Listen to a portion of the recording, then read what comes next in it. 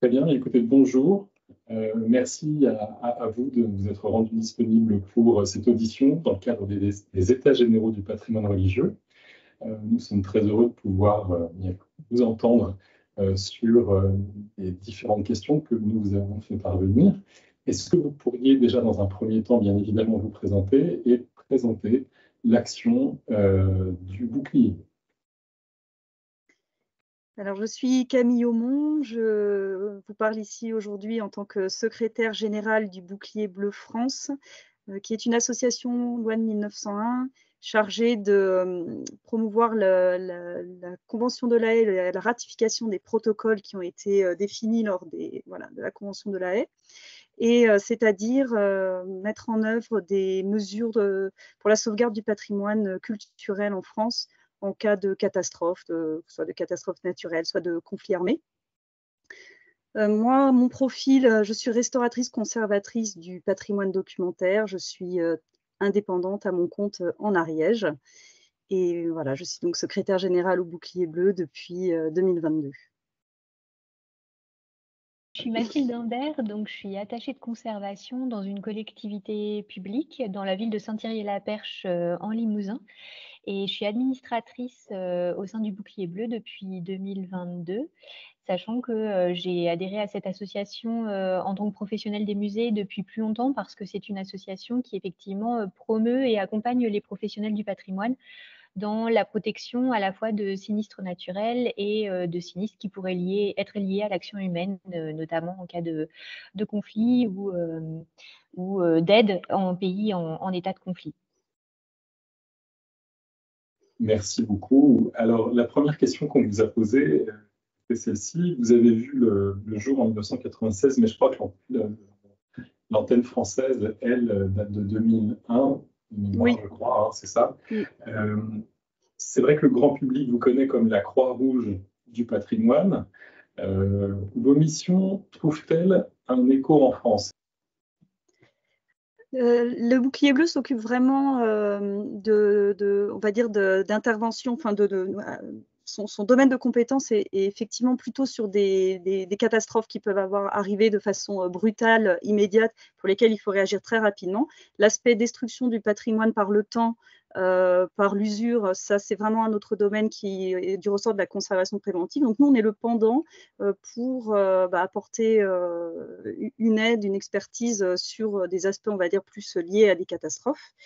Depuis quelques années, on trouve le travail réalisé par l'association et ses bénévoles, notamment sur le terrain, apporte une application de plus en plus concrète et avec un point d'orgue l'année dernière, puisque, comme vous le disiez, on s'est considéré longtemps comme la Croix-Rouge du patrimoine. C'est devenu vraiment effectif en juin 2023, puisque nous avons obtenu l'agrément de sécurité civile.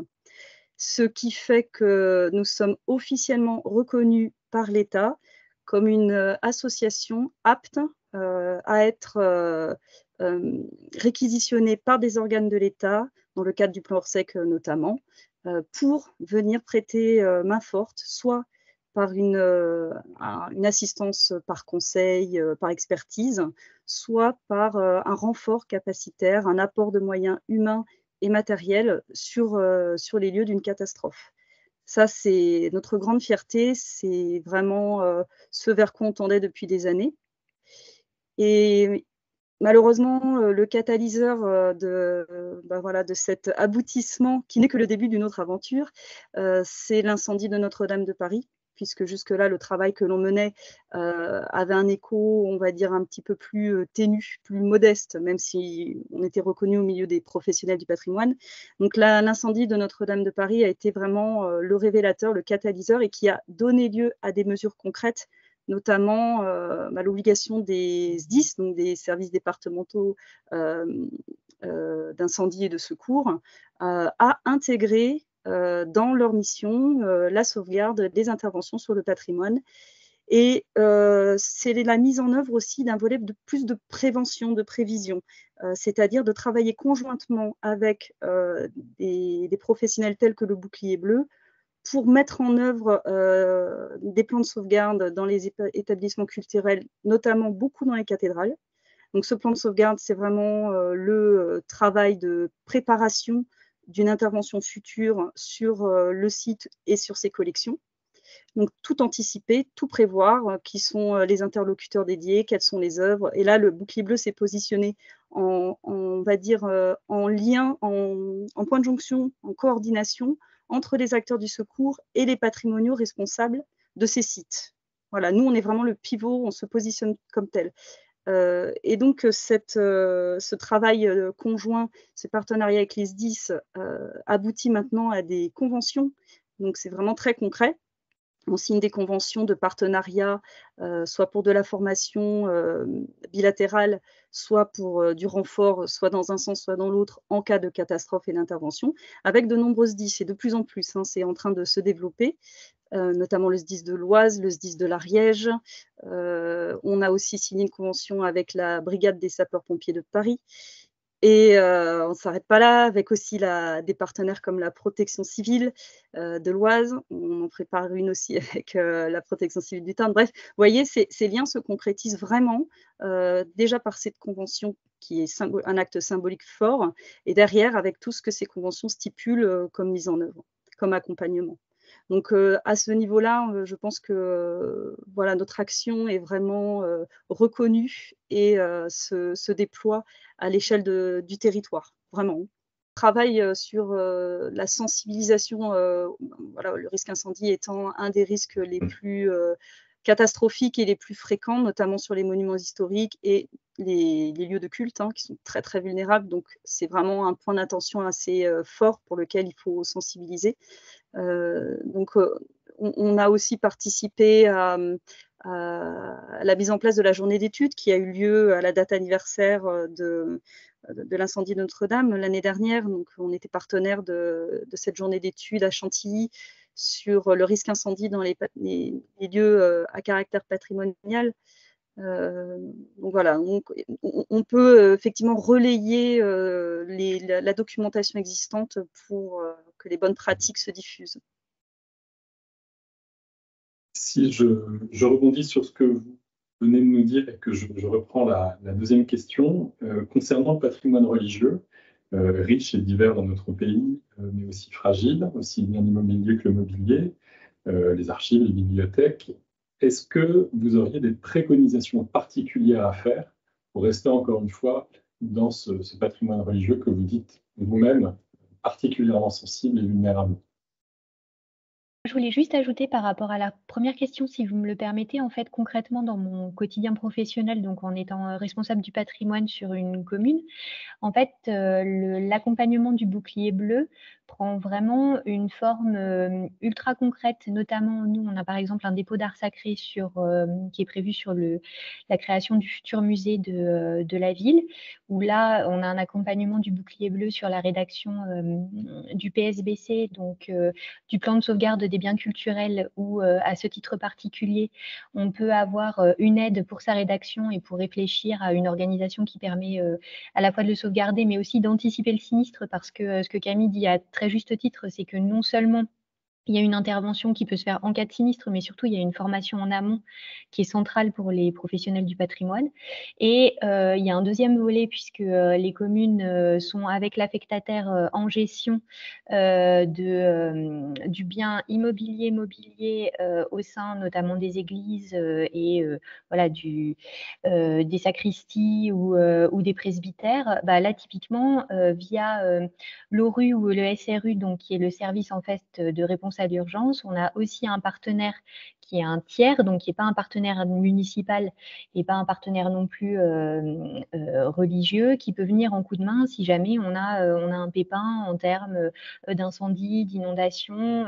Et quand on parle de sinistre, ça peut aussi être, imaginons, je ne sais pas moi, une climatisation qui fuit. Enfin, c'est vraiment l'ensemble du spectre de problématiques qu'on peut rencontrer en tant que professionnel au quotidien.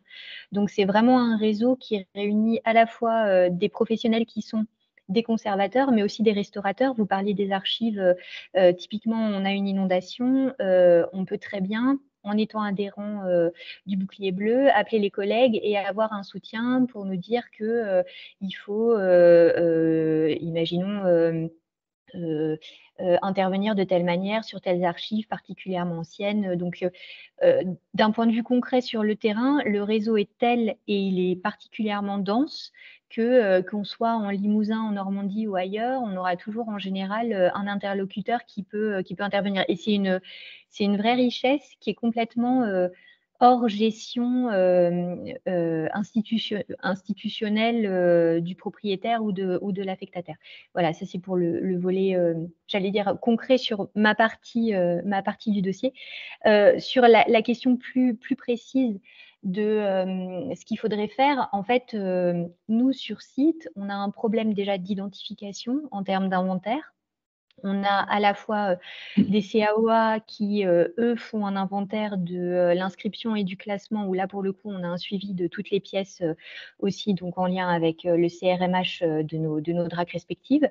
Mais après, on a une problématique d'inventaire pour tous les biens qui n'ont pas forcément bénéficié d'une protection et qui peuvent tout à fait exister sur nos territoires et qui peuvent en plus bouger, puisque pour des raisons de pratique du culte, il y a des biens, moi je le vois sur notre commune, au sein des différents relais et au sein de la doyennée, on a des biens qui peuvent circuler pour la pratique et dont on ne peut pas savoir en cas de sinistre s'ils sont présents sur site ou non, donc s'ils nécessitent une évacuation ou non, donc s'ils nécessitent l'anticipation d'un sinistre ou non à tel moment. Donc c'est un aléa qui en fait génère une grosse problématique pour les gestionnaires de sites et forcément pour les partenaires comme le bouclier bleu.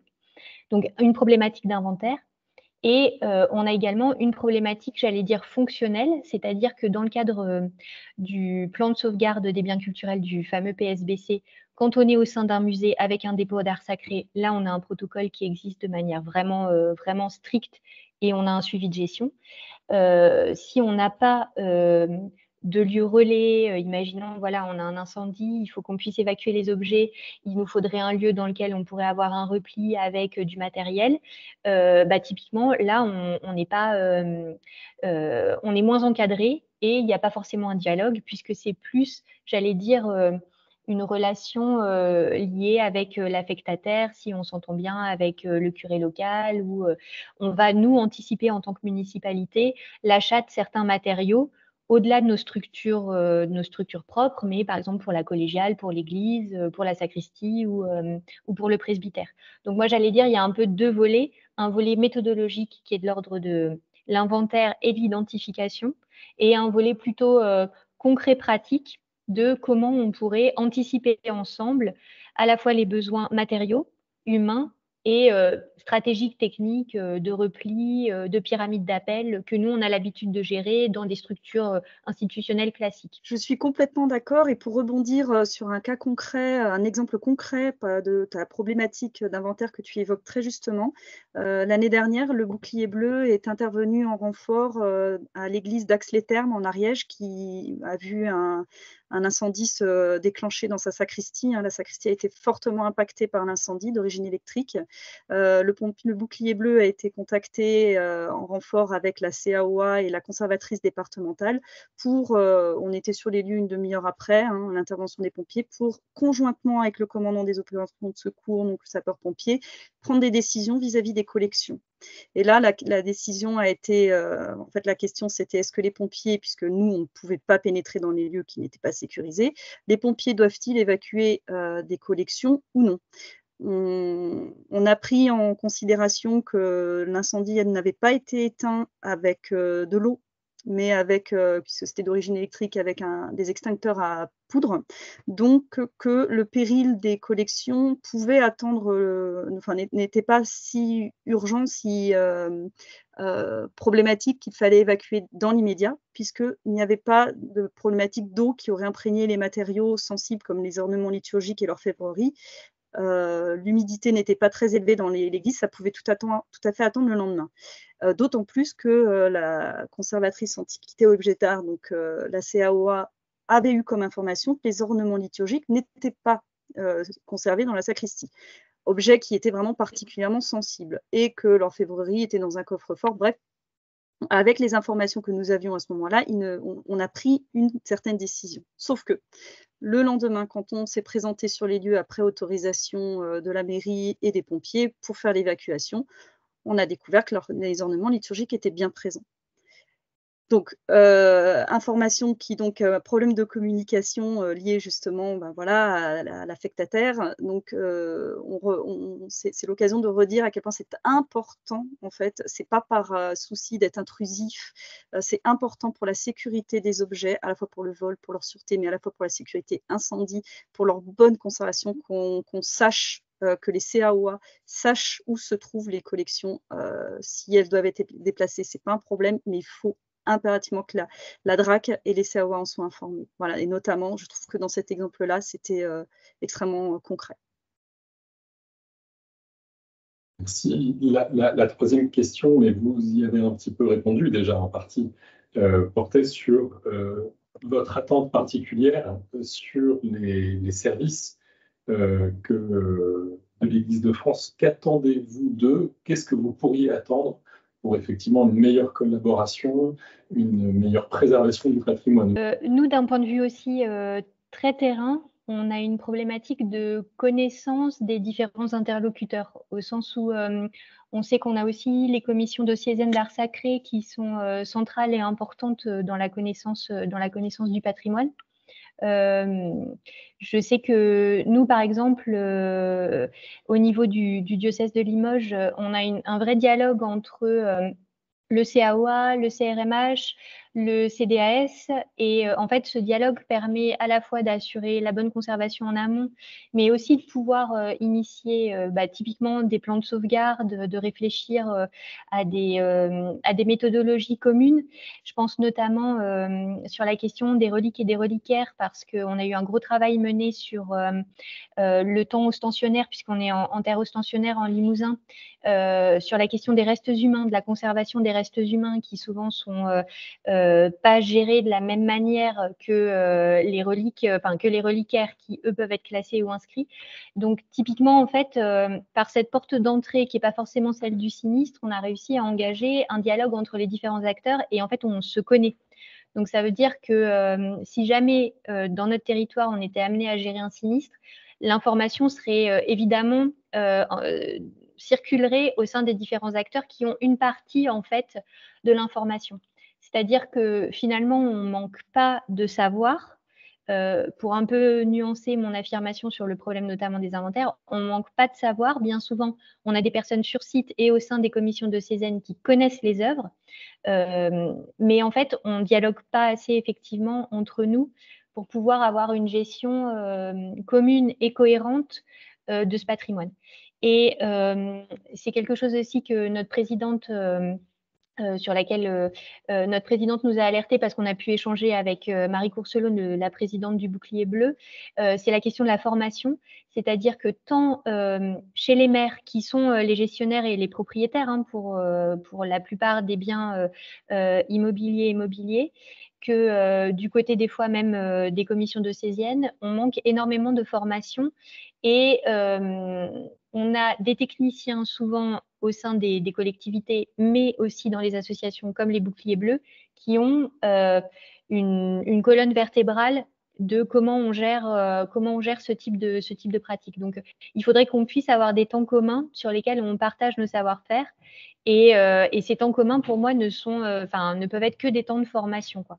Donc après, évidemment, la question, et là, c'est peut-être ma casquette de la collectivité, mais il y a la question de qui pourrait les financer. Est-ce que c'est des financements participatifs? Est-ce que on fait appel à des associations? Est-ce que les collectivités peuvent, elles aussi, mettre soit la main à la poche, soit mettre la main à l'humain en participant à ces formations? Voilà, il y a aussi à un moment la question de comment on met tout ça en place, quoi. Oui, et je rebondis pour avoir constaté en fait les problématiques des églises sur le terrain. Souvent, je n'ai pas rencontré de problématique de motivation, de sensibilisation du côté des associations, des bénévoles qui travaillent dans les paroisses. Même une volonté d'être formés pour participer. Et cette formation est indispensable puisque c'est ce personnel qui est là sur place et qui doit participer participer à la sécurité de ces édifices par des gestes simples, des réflexes pour limiter les risques de départ de feu, parce que vraiment, ils sont très élevés au niveau de l'activité autour des paroisses. Mais il y a aussi surtout un dialogue qui doit impérativement être établi avec les élus, un vrai dialogue constructif dans un esprit d'entente et d'avancer ensemble, puisque les uns ne peuvent pas avancer sans les autres, et les moyens proviendront surtout des communes, les moyens financiers. Donc vraiment, ce dialogue doit être établi et le plus constructif possible. Et là, l'appel du pied que je souhaiterais faire, c'est que nous, en tant que Bouclier Bleu, on constate l'immense vulnérabilité, exposition des églises, enfin des lieux de culte au risque incendie. On fait une veille documentaire et depuis le début de l'année, je pense que je suis déjà à une dizaine d'articles que j'ai vu passer sur un départ de feu, voire un incendie qui aurait impacté voilà, un édifice religieux. Et pour autant, ce public-là n'est pas encore dans notre réseau du Bouclier Bleu, et je suis convaincue qu'un partenariat serait très bénéfique, que voilà, nous puissions nous rencontrer peut-être autour d'un événement, peut-être que voilà, ce soit un public qui devienne partie prenante de nos actions. Et là, vraiment, je lance un appel ouvert à rejoignez-nous, rencontrons-nous et voyons ensemble ce que nous pourrions proposer pour préserver les lieux de culte, le patrimoine religieux de ces catastrophes. C'est vrai que ce qu'on a en tête quand on pense Bouclier Bleu, sans doute à tort, parce que vous avez une action de terrain, y compris dans les pays qui ne sont pas en guerre, la France en est le meilleur exemple, mais on pense toujours à conflit armé, évidemment.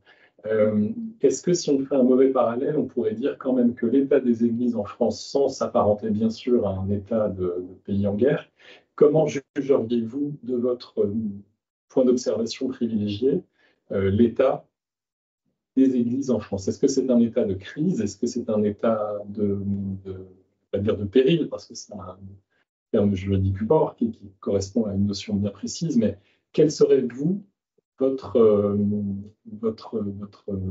sentiment, votre jugement sur les églises en France, aussi dans le patrimoine, mais aussi pour ceux qui sont censés s'en occuper?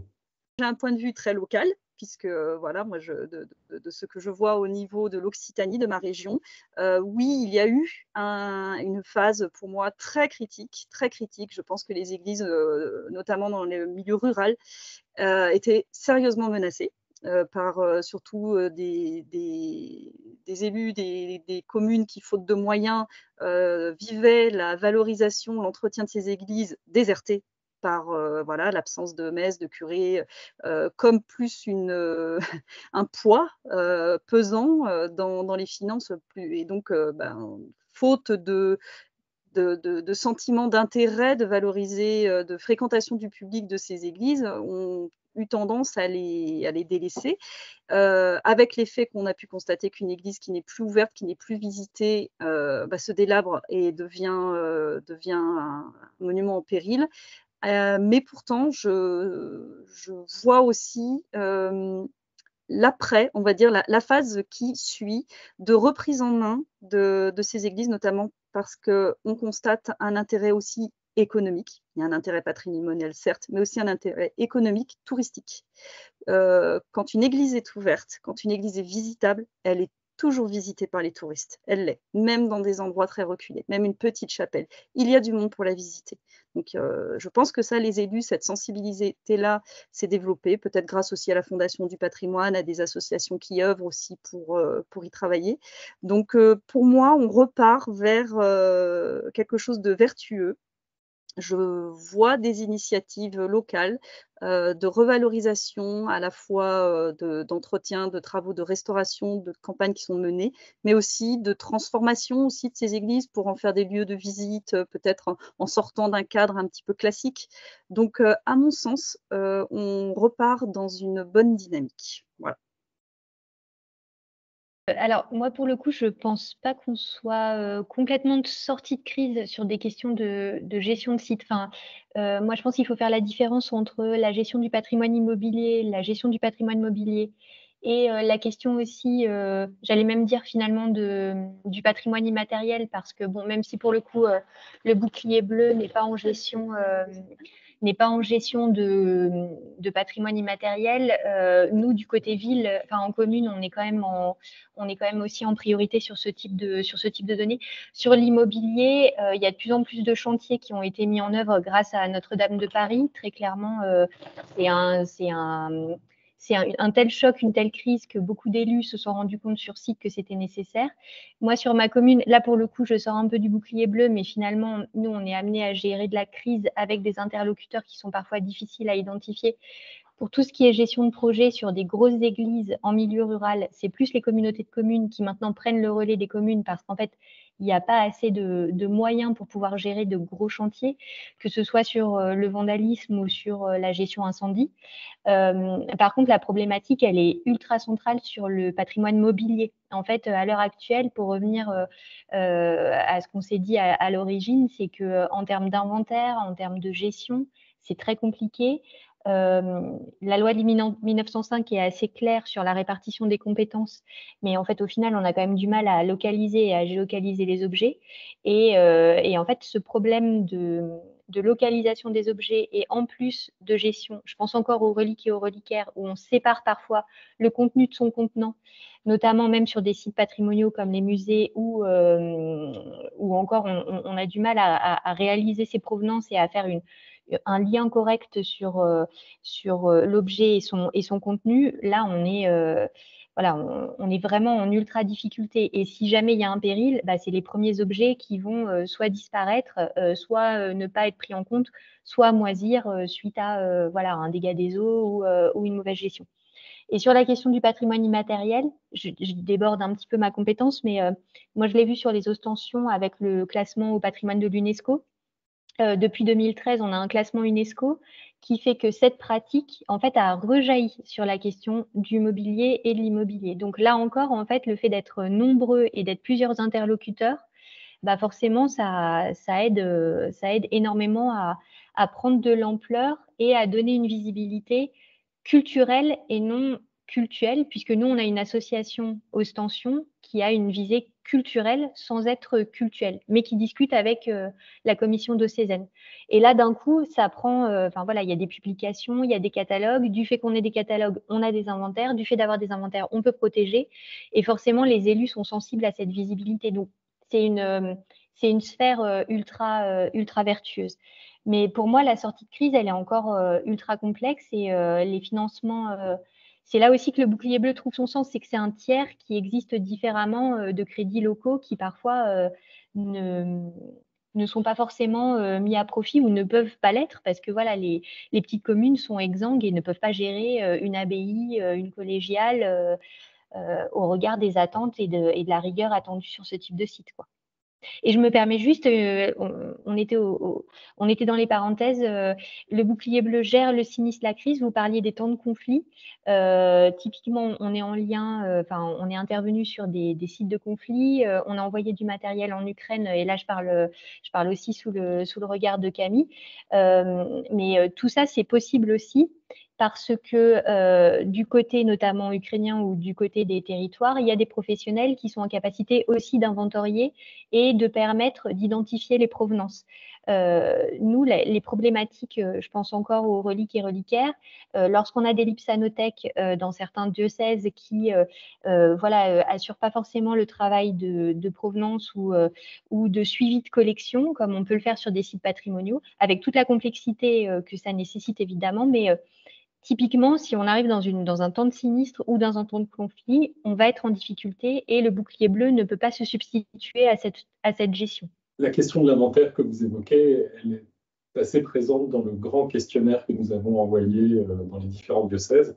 Et c'est vrai que c'est un point crucial, aussi bien d'un point de vue mobilier pour les reliques ou autres. Et on sent qu'il y a vraiment une marge de progression très importante à faire là-dessus. Il y a aussi une autre notion qui émerge, c'est celle des usages compatibles, à savoir quels autres types d'usages que celui d'assurer des offices, l'usage liturgique, les églises peuvent-elles offrir pour permettre que ces lieux soient utilisés, soient ouverts. Quelle est, on va dire, la marge de manœuvre d'un diocèse, d'un affectataire, d'un curé, pour pouvoir faire vivre ces lieux et éviter qu'ils n'ouvrent qu'une fois par an pour la messe obligatoire.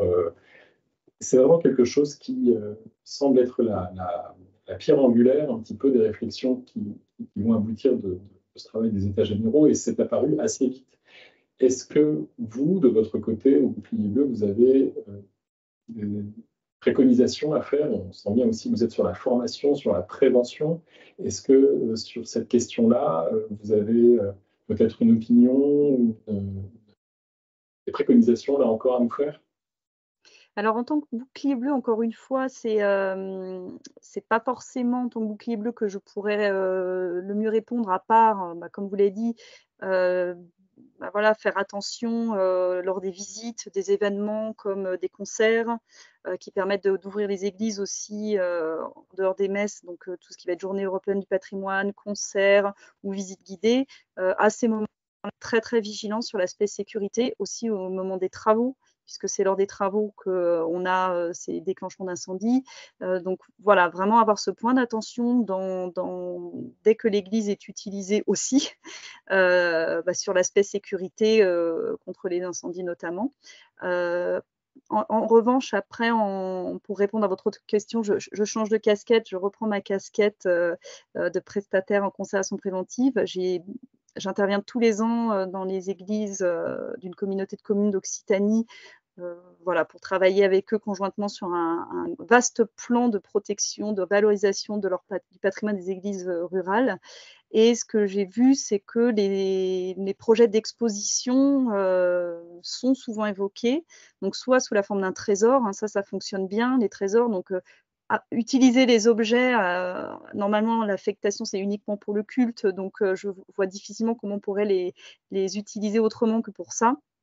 Les faire porter aux gens, c'est pas possible. Par exemple, je pense aux ornements liturgiques, on peut pas, voilà, demander aux gens de les porter, pour les essayer, mais les exposer, les montrer, ça c'est une option intéressante. Ça les fait vivre, ça les fait sortir, ça les fait connaître, et on protège mieux ce qu'on connaît. D'autant plus que dans les sacristies, tant que les objets restent, dans les placards, mais à l'air de rien, en fait, ils prennent l'humidité. Donc c'est bien, ils sont rangés, ils sont proprement rangés, mais ils ont aussi besoin d'être sortis.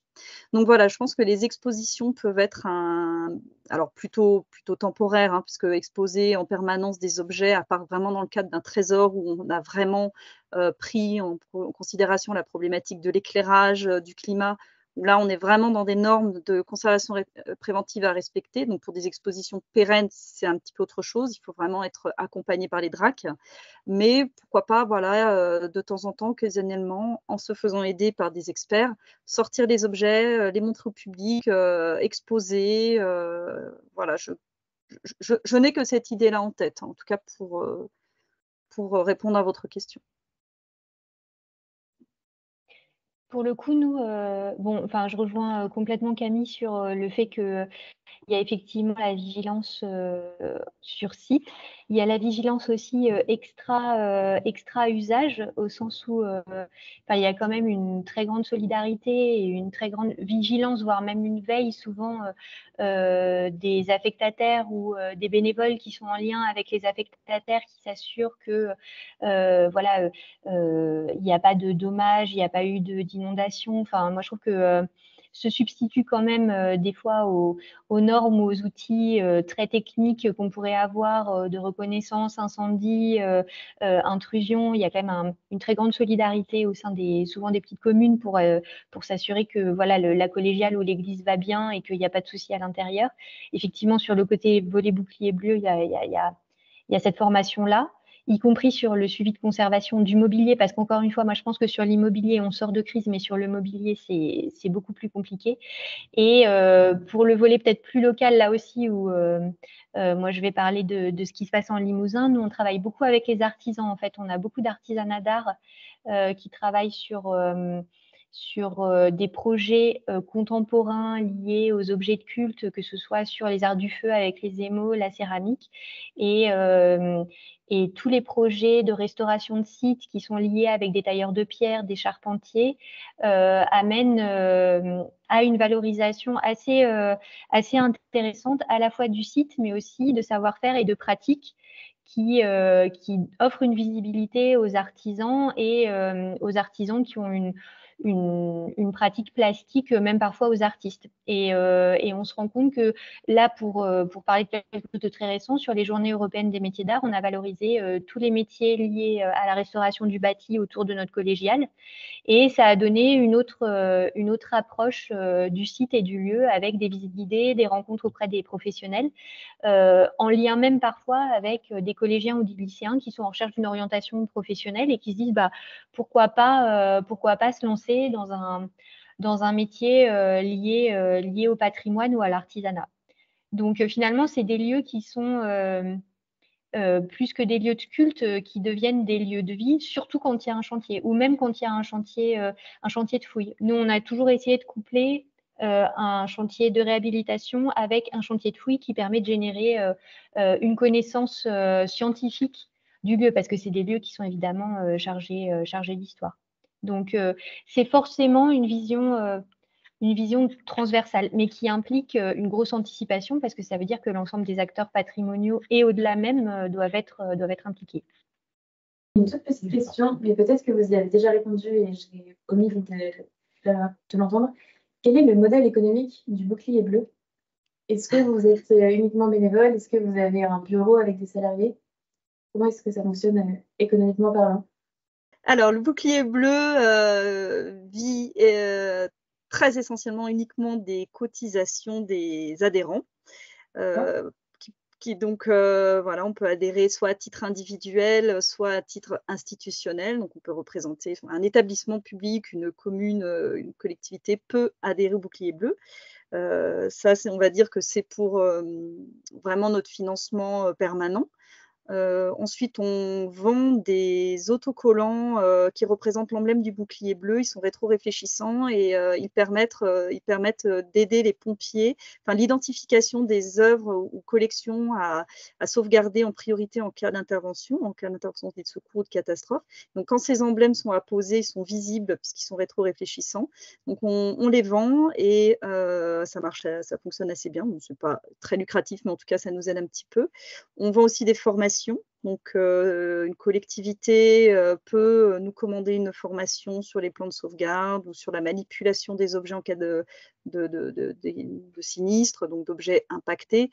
Donc ça, c'est une formation que nous facturons. Et puis maintenant que nous avons obtenu l'agrément de sécurité civile, nous bénéficions d'aides de l'État, de subventions pour financer notre projet d'organisation de réponse à l'urgence. Donc là, vraiment, le ministère de la Culture et le ministère de l'Intérieur nous ont aidés pour financer, mais vraiment sur le cadre de ce projet de réponse à l'urgence. Et puis aussi, nous bénéficions de généreux dons de mécènes. Donc, plusieurs sociétés, en fait, nous font des dons notamment là, on a des dons pour acheter. On a eu un don qui nous a permis d'acheter le matériel, l'équipement de nos responsables opérationnels. Le don nous permet aussi de financer en partie la journée d'études du 6 juin et puis de nous aider dans nos activités sur nos projets. Voilà nos modes de financement. Et nous avons une salariée pour le moment qui est notre secrétaire administrative, qui est à mi-temps. Et le bureau et le conseil d'administration sont entièrement bénévoles. Voilà, on fait ça sur notre temps. Soit on a la chance d'avoir un employeur qui accepte que du temps soit dégagé sur le temps de travail pour les missions. C'est une forme de soutien. Soit, comme moi qui suis indépendante, je fais mes missions bouclier bleu sur mon temps personnel.